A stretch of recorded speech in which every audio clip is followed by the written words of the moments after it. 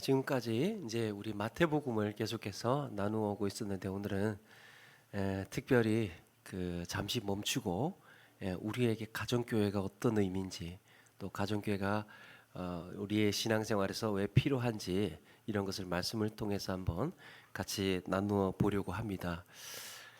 오순절 성령 강림 이후에 이제 신약의 교회가 태동이 되었습니다. 마가의 다락방에 있던 예수님의 제자들은 지금까지 이 오순절 성령 강림 이후에 그때부터 지금까지 따라오던 이 모든 종교적인 규칙에서 벗어나서 전혀 새로운 신앙의 체질을 가지게 됩니다. 그것은 모든 신앙의 상식과 경험을 뒤집는 이런 혁명이었고 예수님을 따르는 강력한 신앙의 공동체를 형성을 하게 되는 거죠.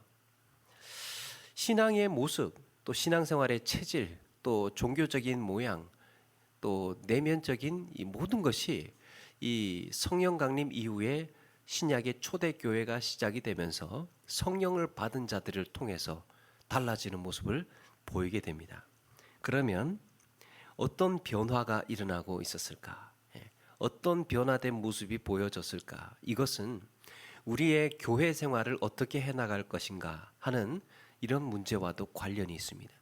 우리의 교회의 이 본질적인 모습은 어떠해야 하는 것인지를 가르쳐주고 있는데요. 오늘 말씀해 보니까 먼저 사도의 가르침을 받아 이렇게 시작을 하죠. 사도의 가르침을 받아. 지금까지는 유대인들은 바리새인들의 가르침을 받아왔습니다. 구약의 율법의 가르침을 받아왔습니다. 서기관과 제사장의 가르침을 받아왔습니다. 할아버지 때부터 아버지 때 할아버지 때 그 위에서부터 계속해서 이어져 오던 그 율법의 가르침을 받아왔는데 성령 강림 이후에 성령을 받고 나서 누구의 가르침을 받습니까? 사도의 가르침을 받습니다. 여러분, 사도의 가르침을 받았다는 말이 무슨 말입니까? 예수님의 가르침을 받았다는 거예요. 예수님께서 이렇게 가르치라고 보낸 사람들을 사도라고 하죠. 예수님이 보낸 사람들이에요.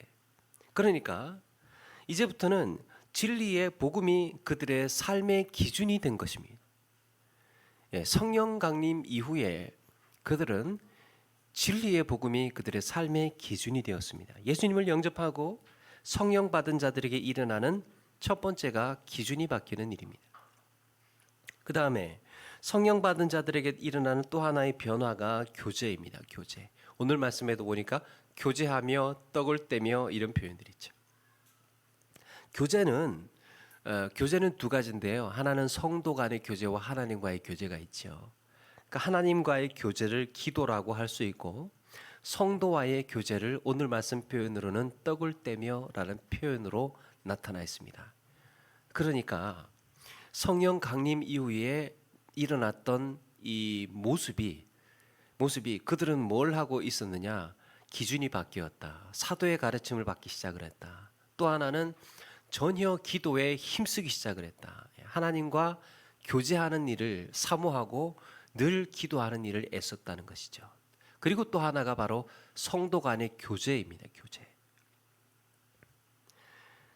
그동안 유대인들은 하나님의 백성이라는 선민의식으로 살았습니다. 이들은 이들의 신앙생활은 민족적인, 그러니까 큰 어떤 공동체적인 신앙생활로 나는 하나님의 백성이야 이걸로 이제 끝났던 거예요. 그래서 이들의 모든 삶의 중심은 성전이었습니다. 매 절기 때만 되면 성전 모여서 제사하고 거기에서 자기의 신앙의 삶을 이렇게 몸부림쳐서 달려나가면 됐던 거예요. 그러니까 이전의 신앙생활은 그저 율법만 잘 지키면 되는 줄로 알았습니다. 절기 잘 지키면 되는 줄 알았습니다. 그래서 이들에게는 종교적인 의무에만 충실했습니다. 내가 할 일만 잘하면 된다. 내가 할 길만 잘 가면 되고 할 일만 잘하면 되고 율법 안 지키는 사람들 손가락질하고 이 비난을 해도 뭐 그거 이제 당연한 저런 율법 안 지키는 이렇게 해도 되는 줄 알았다는 거죠. 그런데 성령 받고 난 다음에 이 신약 교회가 생겨지고 난 다음에 그들은 자기만 잘 지키는 의인이 아니고 내 곁에 있는 사람을 돌아보기 시작을 하는 겁니다. 역동적이고 끈끈한 생명 공동체가 형성이 되는 거예요. 이게 교회에서 처음에 이 성령을 받고 난 다음에 신약의 교회에서 나타나는 모습입니다. 끈끈한 형제애가 발동하기 시작을 하는 겁니다. 이게 중요합니다. 예수님이 십자가에 죽으시기 전날까지도 이 예수님의 제자들은 어떻습니까? 자기가 더 크다고, 자기가 더 높다고 그렇게 눈치 작전하고 못 잡아먹어서 으르렁거리고 있었는데 이제 어떻게 되었습니까? 오늘 말씀에도 있는 것처럼 모든 소유를 나눠주고 유무상통하고 그리고 서로 한 몸이 되어서 그렇게 움직이고 있습니다. 서로 한 몸이 되어서 서로 하나가 되어서 이렇게 새로운 뭔가 생명 공동체가 꿈틀거리기 시작을 했다는 거죠. 그래서 이 신약 시대의 초대교회의 이 사람들이 이런 모습, 이런 교회, 이런 공동체는 이전에는 없었는데 이렇게 새롭게 생겨나는 것을 보고 뭔가 이름을 지어야 했던 거죠. 야, 정말 이게 뭔가 예수 믿는 사람들이 이렇게 가족처럼 형제처럼 끈끈하게 모이면서 서로를 돌아보고 서로를 붙들어주고 이렇게 교제를 하고 있는데 이걸 어디에 비유를 할 수 있을까 고민을 하다가 그리스어에 오이코스라는 말이 있습니다. 오이코스는 그냥 집이에요, 집. 그런데 이걸 조금 더 확대해서 더 큰 의미로 보게 되면 가족입니다. 가정. 야, 저 모습을 보니까 가정과 너무나 흡사해. 가족의 모습이야, 가족의 모습. 저렇게 성령 받은 사람들이 모여서 매일같이 서로 교제 나누고 매일같이 이야기하고 서로 의지하고 기도하고 이렇게 떡을 떼는 모습을 보니까 네 거 내 거 없이 서로 필요들을 채워주고 섬겨주고 나누어주는 모습을 보니까 야, 저거는 가족이다, 가족. 그래서 오이코스라고 불려졌습니다. 초대교회에 이런 믿음의 오이코스가 형성이 된 거예요. 교회가 신약의 교회 모습이 바로 이런 가정의 모습이었다는 거예요. 지금 우리의 그 언어로 바꾼다면 이것을 가정교회라고 합니다. 이 초대교회의 가정교회의 모습 우리가 회복해야 되지 않겠습니까? 사랑하는 여러분, 오늘 함께 나누고 싶은 것은 가정교회가 우리에게 왜 필요한가? 가정교회라는 것 도대체 왜 필요한가 하는 것입니다. 그동안 우리는 코로나 같은 이런 어려움을 겪으면서 이 일상생활이며 신앙의 삶이 많이 이렇게 흐트러지고 또 이 분주해지고 위축되어 있습니다. 사회적으로도 이 종교 행사 막 자제하라고 매일 문자 오고 모이는 것 하지 말라고 막 이렇게 이 주의 문자를 오는데 야, 정말 조심스럽죠. 우리도 더 이 안전에 유의해야 하고 오히려 이렇게 모일수록 더 철저하게 이 안전을 위해서 소독하고 마스크 착용하고 규칙들을 지키고 해야 하는 것은 맞지만 또 한편으로는 자칫했다가는 퇴색될 수 있는 가정교회가 갖는 의미 한번 되돌아보려고 합니다. 초대교회가 이런 가정교회 형태로 모였다고 해서 초대교회는 그때 그런 상황이었기 때문에 이 가정교회로 모인 것이지 오늘날은 교회도 많이 커지고 사람들도 많아졌는데 굳이 이렇게 가정교회 모임으로 모일 필요가 있느냐라고 할 수 있는데 초대교회의 최초의 교회가 형성될 당시에 상황을 주목해 볼 필요가 있습니다. 거기에 교회의 본질적인 모습이 있기 때문이에요. 성령 받은 그리스도인들의 가정교회는 어떠했을까? 우리가 그 모습을 보면서 회복해야 할 또 가정교회의 본질은 어떤 것인가? 세 가지 말씀드리겠습니다. 교회에서는 어떤 체질, 어떤 모습이 특성이 있는 것인가? 첫 번째, 그리스도 안에서 하나가 된 가정교회에는 오늘 말씀처럼 교제가 일어나고 있습니다. 교제. 이거는 이전에 이 교회가 생기기 이전의 모습과는 전혀 다른 모습이에요. 그들은 가족이라고 생각하지 않았습니다. 선민 이스라엘 백성들은 그냥 구원받은 하나님의 백성, 민족 뭐 이렇게 생각을 했지, 너와 내가 모든 것을 이 피를 나눈 가족과 같이 떡을 떼며 성찬을 하며 이렇게 이 그리스도의 피를 마시는 이런 것과 같이 생각하지를 않았다는 거예요. 그런데 우리는 한 몸이 되었습니다. 하나님의 가족이 서로 어울릴 수 있는 법을 배우는 곳이 바로 가정교회예요. 어떤 공동체든지 그 공동체를 유지하게 하는 규칙이라는 게 있습니다. 두세 사람이 모이면 규칙이 생겨요. 그런데 그 규칙이 생길 때 그 가족이면 가장이 주로 그 규칙을 정하는 경우가 많고, 또 교실에서는 학생들 앞에서는 선생님이 규칙을 정해주는 경우가 많지요. 예수 믿는 사람들, 바로 우리 마찬가지로 가정교회에서는 예수님의 가르침이 중심이 되어서 규칙이 정해지는 겁니다. 가정교회에서는 기준이 바로 예수님인 거예요. 그래서 어떻게 행동해야 할지, 어떻게 말해야 될지를 예수님의 그 거울에 비추어서 이 배우고 경험하는 것입니다. 가정교회가 그래서 중요합니다. 나 홀로 신앙생활을 할 때는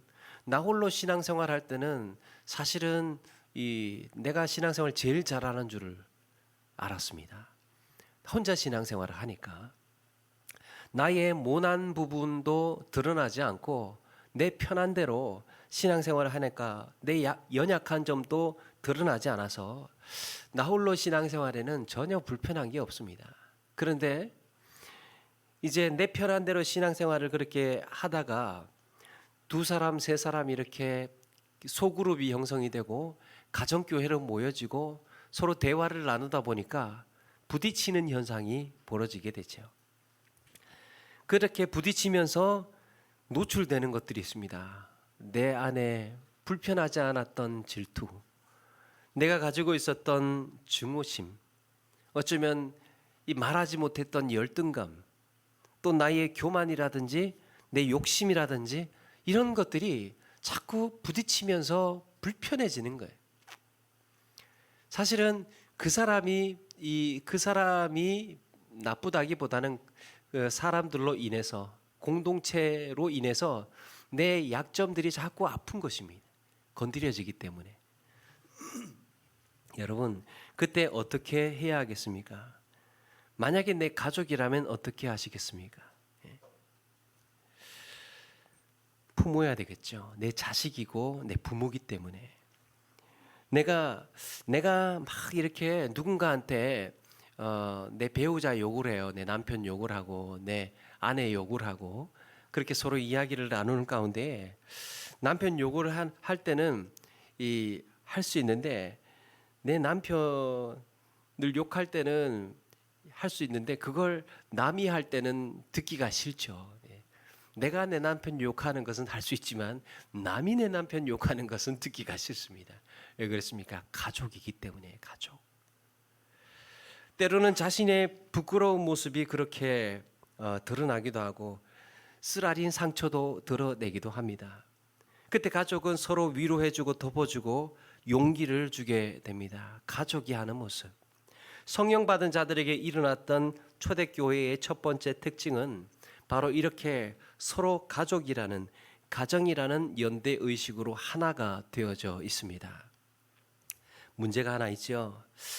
이런 문제를 괜히 노출했다가, 괜히 얘기했다가 저 집사님이 다른 데 가서 얘기하면 또 어쩌나, 이런 고민이 또 생기지 않습니까? 아까 거기 가정교회 갔다가 괜한 얘기를 했나 이러면서 염려가 돼가지고 잠이 안 오는 거예요. 만약에 이게 밝혀지면 참 난 너무 속상하고 이 마음 상하고 교회 생활 못할 것 같은 이런 걱정도 되는데, 그럴 때는 여러분 하지 않으셔도 됩니다. 가정교회 안에서의 나눔은 염려되지 않는 것, 문제가 해결된 것, 이미 지나간 문제, 과거에 나 이런 일이 있었어, 그런데 지금은 해결됐어, 풀렸어, 이런 것들을 중심으로 나누는 거예요. 현재 진행 중인 문제는 지금 아직도 이 진행 중인 문제가 있을 수 있지 않습니까? 그것은 가장님에게 하시면 됩니다. 그리고 목사에게 말씀하시면 됩니다. 그렇게 해서 이 자기의 노출은 자기의 이것이 알려져도 괜찮은 것, 알려져도 누군가에게 전해지고 해도 괜찮은 것들 그렇게 나누면 됩니다. 그렇게 해서 이제 가족이라는 신뢰가 쌓이고 또 그로 인해서 조금씩 견고하게 세워져 가는데 언젠가 한번 제가 병원 신방을 간 적이 있어요. 병원 신방을 갔는데 거기서 이제 이전에 교회 집사님을 만났습니다. 애가 다쳐서 병원에 왔다는 거예요. 그래서 로비에 이제 제가 시간이 뭔가 기다려야 돼서 로비에 기다리고 있는데 그 집사님이 그렇게 뛰어 들어오길래 잠깐 무슨 일이냐고 이렇게 이야기 나누고 있는데 또 조금 있다가 가장님이 또 그 가정교회 가장님이 또 쫓아서 들어오시는 겁니다. 무슨 일이냐고. 그러면서 이제 애가 그 차에 이제 부딪혀 가지고 다쳐서 이제 왔다는 얘기죠. 그런데 또 조금 있다가 총무님이 또 달려오십니다. 조금 있으니까 또 가원이 또 달려오시는 거예요.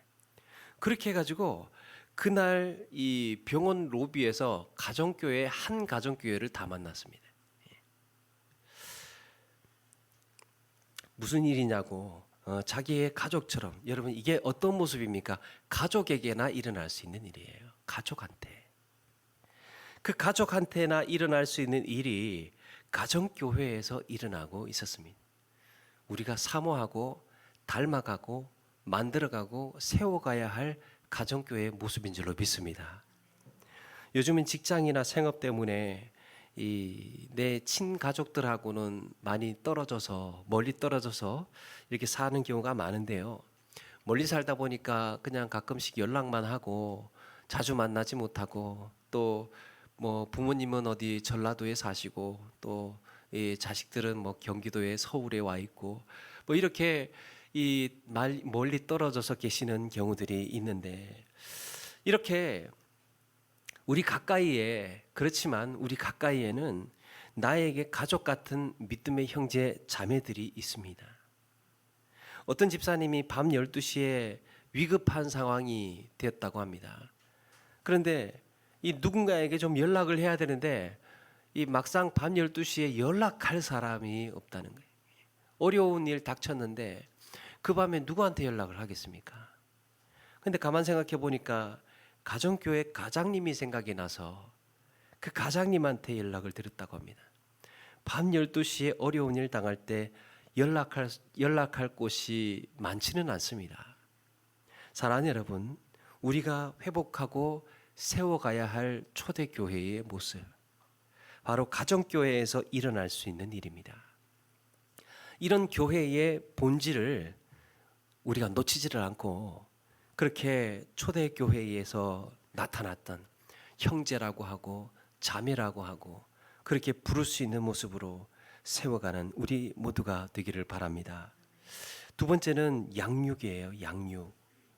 아기 기저귀 갈아주고 젖주고 또 사랑해주면서 그 아이가 커가는 것처럼 가정교회에서도 서로 격려하고 용기를 주고 위로하면서 치유가 일어나고 한 사람의 성도로 세워져 가는 것입니다. 여러분, 사람은 그냥 세워지질 않죠. 그냥 자라지는 않습니다. 주변에서 따뜻한 사랑의 손길이 필요합니다. 만약에 예배에만 참석하고 그냥 수동적인 방관자로 구경꾼으로 그렇게 신앙생활을 한다면 거기에는 성장과 성숙이 매우 더디게 일어납니다.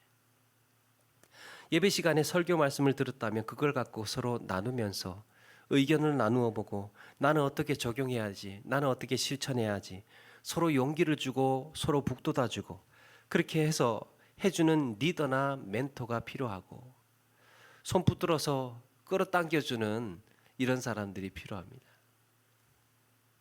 예전에 어떤 집사님이 새벽 기도를 이제 나와야 되는데 피곤해 가지고 일어나기가 참 힘들잖아요. 그 새벽에. 그런데 아내가 손을 붙들어 가지고 이렇게 세우더라는 거예요. 아내가 새벽기도 가자고.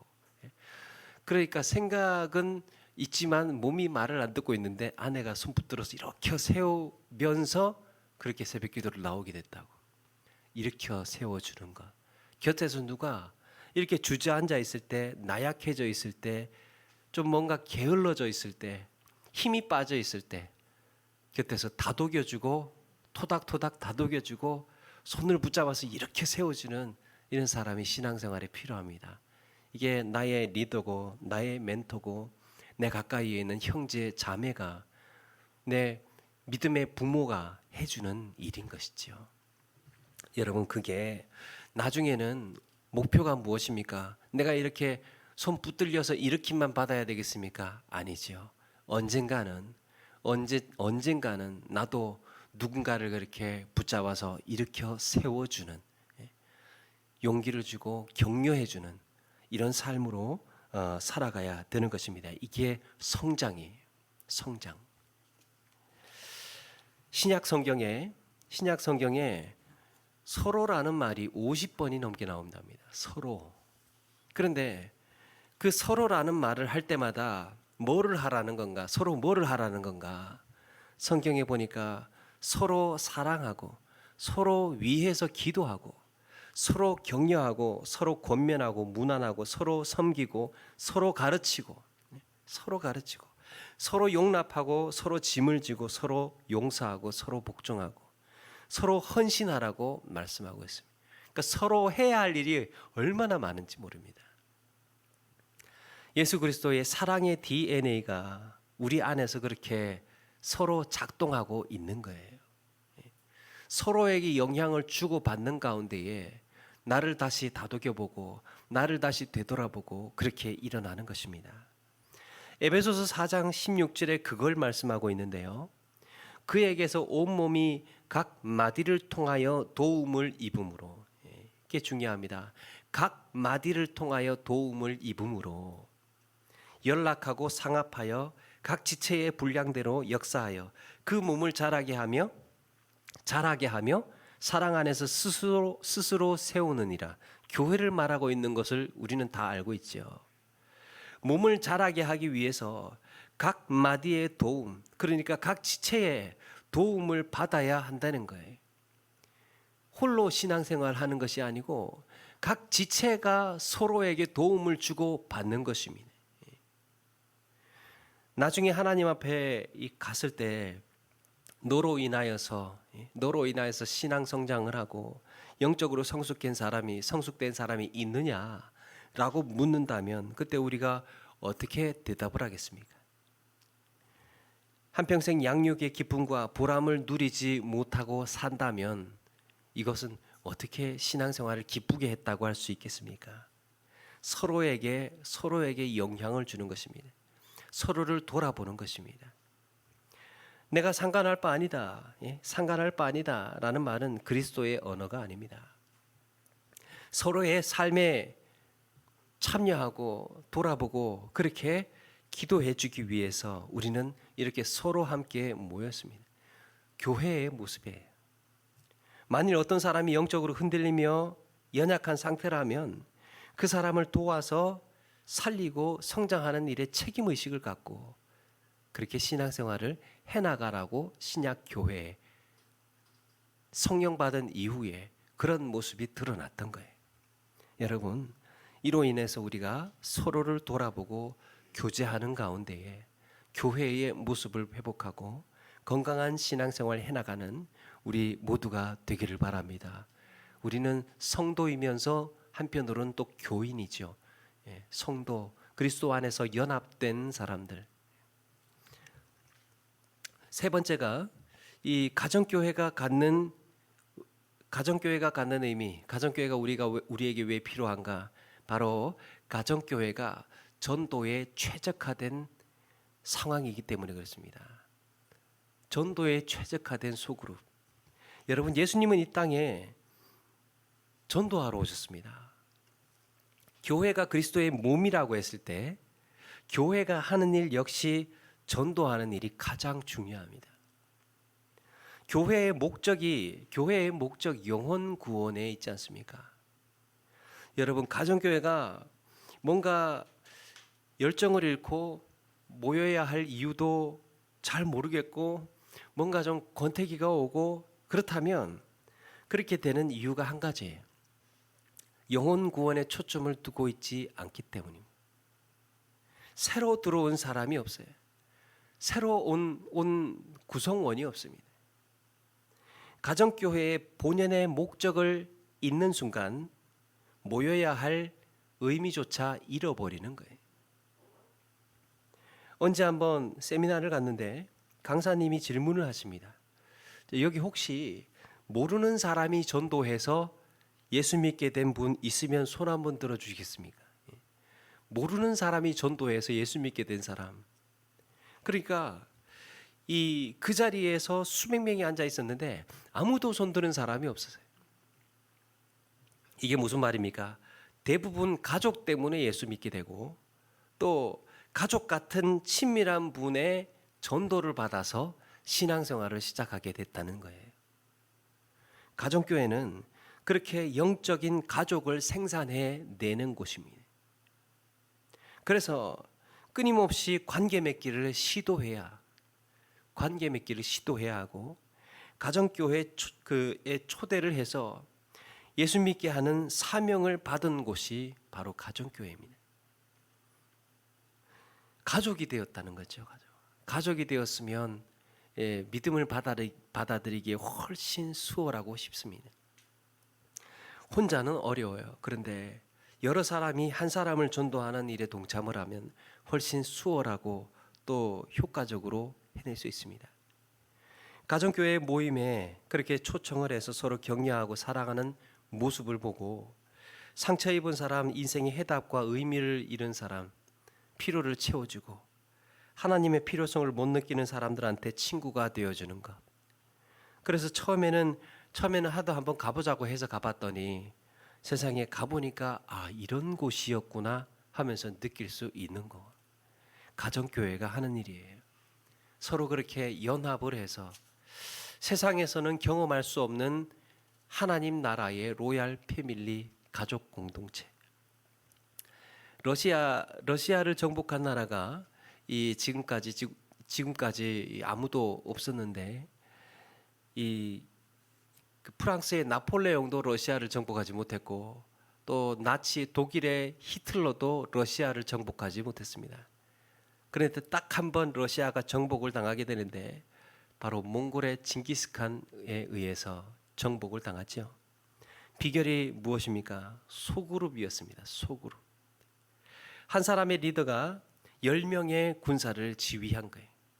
그 이전까지는 수천 명, 수만 명의 이 단일 조직의 군사들을 한 장군이 그렇게 통솔을 하고 이끌었습니다.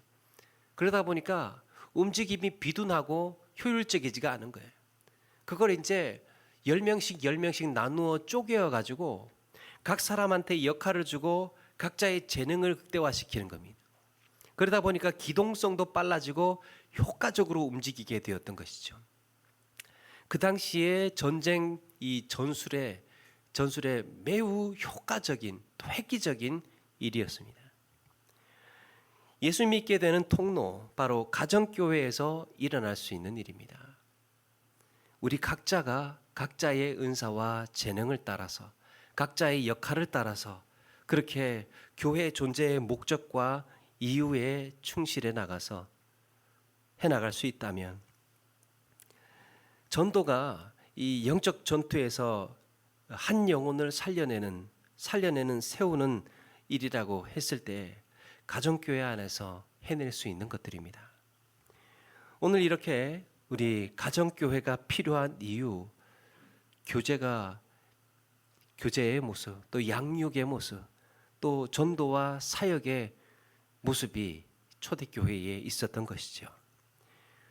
원래 그 설교는 하나님 말씀을 선포해야 하는 것인데 오늘 특별히 이렇게 가정교회에 세워야 한다는 이런 말씀을 드리게 되었는데 아마도 하나님께서 이런 교회 세우라고 하시고 싶은 말씀이 아닌가 생각을 합니다. 사랑하는 여러분, 그러므로 가정교회가 우리 가운데 살아나야 합니다. 성령 받은 초대교회 성도들이 보여주었던 이 세 가지 모습을 보고 우리도 교회의 본연의 모습을 회복하고 건강한 신앙의 삶으로 그렇게 나아가야 할 줄로 믿습니다. 말씀을 마칩니다. 사랑하는 여러분, 예수 그리스도를 세상에 드러내는 우리는 사명을 받았습니다. 예수 그리스도가 느껴지지 않는 교회, 그리스도의 정신과 사랑의 실천을 볼 수 없는 이런 교회는 아무리 많은 사람이 모이고 아무리 많은 좋은 일을 해도 종교 단체는 될 수 있지만 예수님의 몸이라고 할 수는 없습니다. 초대교회는 회당도 교회당도 없었고 프로그램도 없었습니다. 그런데 거기에 많은 사람들에게 칭송을 받고 구원받는 사람들이 늘어나고 있었습니다. 베드로 설교 이후에 3,000명씩 예수님을 믿게 되는 놀라운 일들이 일어나고 있었지만 사실은 그 이면에는 성도의 교제와 헌신적인 양육과 또 서로를 위해 눈물 뿌려 기도하면서 전도했던 모습이 있었던 거예요. 한 사람의 영웅 때문에 교회가 세워진 것이 아니라 수많은 헌신된 섬김의 성도들이 그렇게 서로 하나됨을 외치고 교제를 나누고 예수님의 몸된 모습을 보여주고 서로 도와주고 권면하고 격려하는 가운데 교회가 단단해지고 사람들이 구원받는 사람들이 그렇게 생겨나고 있다는 것입니다. 여러분, 이 시대에 우리 교회가 회복되어야 하고 되돌아보아야 하는 것은 바로 이런 것입니다. 성경이 가르치고 예수님께서 그렇게 사역하셨고 사도들과 교회의 역사에서 볼 수 있듯이 그렇게 가정교회는 이런 생명력이 있는 곳입니다. 의지할 곳 없고 아픔을 나눌 곳 없는 쓸쓸한 현대인들에게 우리의 이런 피로를 채워주고 그렇게 따뜻한 교회, 바로 그런 교회를 세워가는 저와 여러분 되기를 주님의 이름으로 축원합니다.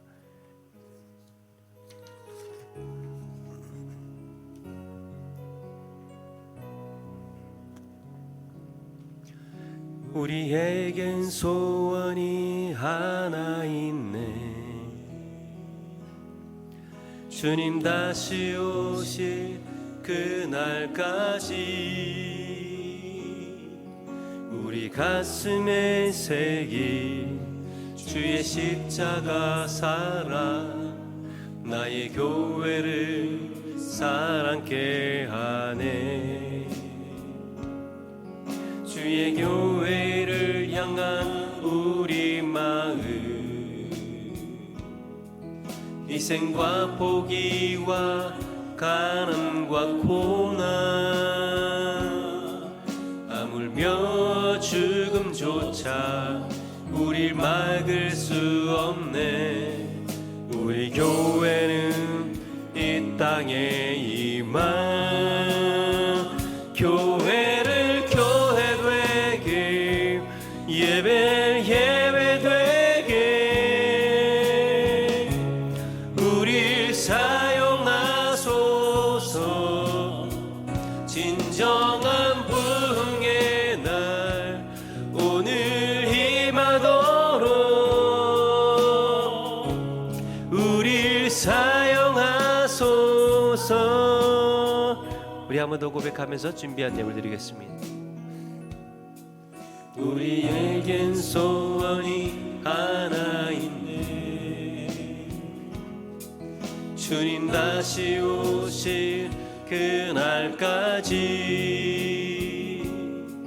우리 가슴에 새긴 주의 십자가 사랑, 나의 교회를 사랑케 하네. 주의 교회를 향한 우리 마음, 희생과 포기와 가난과 고난, 하물며 죽음조차 우릴 막을 수 없네. 우리 교회는